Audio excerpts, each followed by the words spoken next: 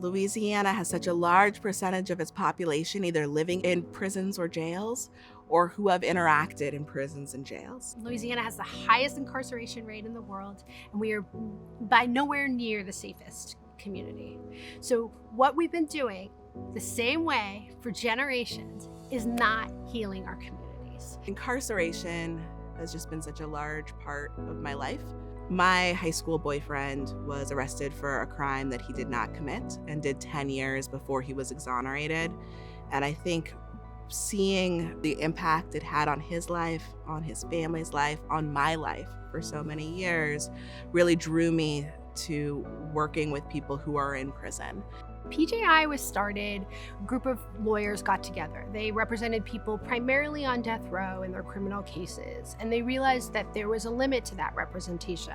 They couldn't focus on the conditions that their clients were encountering. So they decided that what they needed to do was start an organization that would look at the whole experience of incarceration and try to address some of the biggest issues that their clients were facing. And that's where it started.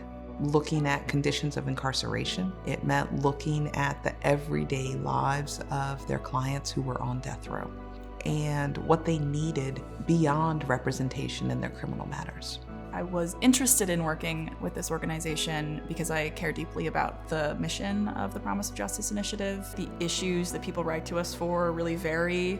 Often it's things like facility issues, medical problems, like guard retaliation and fears for safety. It's not easy reading those letters.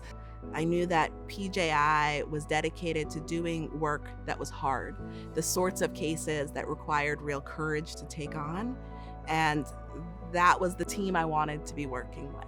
I've always worked for individuals who there is no readily available attorney option. Not even a question of you can't afford an attorney. There is no one doing the work. The Non-Unanimous Jury Project began from behind the bars. It did not begin on the outside. It was something that people who were affected saw, some people who were affected who researched and found the history of this law, who fought it and brought it to the attention. So we're doing the work, but we're fighting in their cause. We've been working with people who have been incarcerated in Louisiana's prisons, specifically around their experience with forced labor. When I first moved to Louisiana, I started going to Angola. It is the largest mass-by-mass prison in the country. It operates for all intents and purposes much like a slave plantation.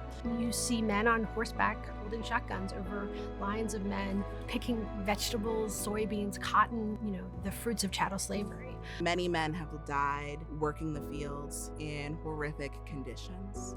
When we're able to tell the stories and the experiences, it changes things. When we have a client who has a life sentence for stealing $14, people start to understand that maybe this system isn't functioning the way it's supposed to.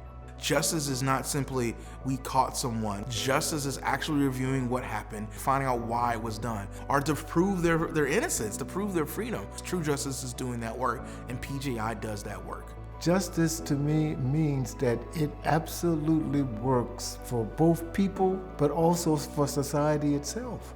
A society that truly recognizes its need to treat people correctly and its need to be impactful in how people are treated in it. Change is absolutely possible, but it's not possible until we start making a distinction between accountability and punishment. It's unquestionable. We've changed many lives. We've seen clients come home. We've seen conditions improve. We've seen practices end. We've changed policies. We've stopped executions. We are connecting people and communities. We are building power. And over the last 10 years, we've seen the impact of that work in many different ways. When I started at PJI 3 years ago, there were 8 full-time employees. Now there are 22 of us.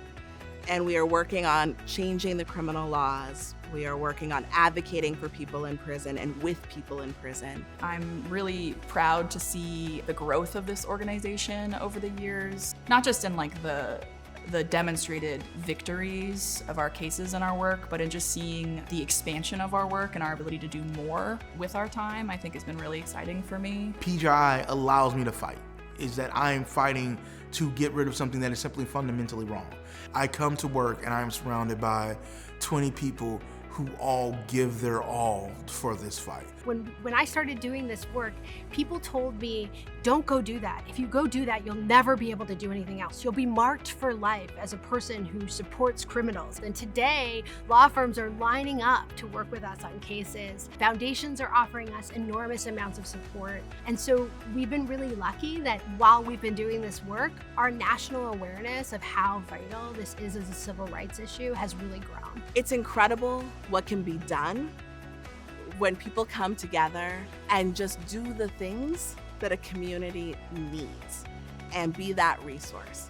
I think PJI is going to continue being an organization that shows up for its community. And so we will continue to respond and help our community find their voices for positive change in this state.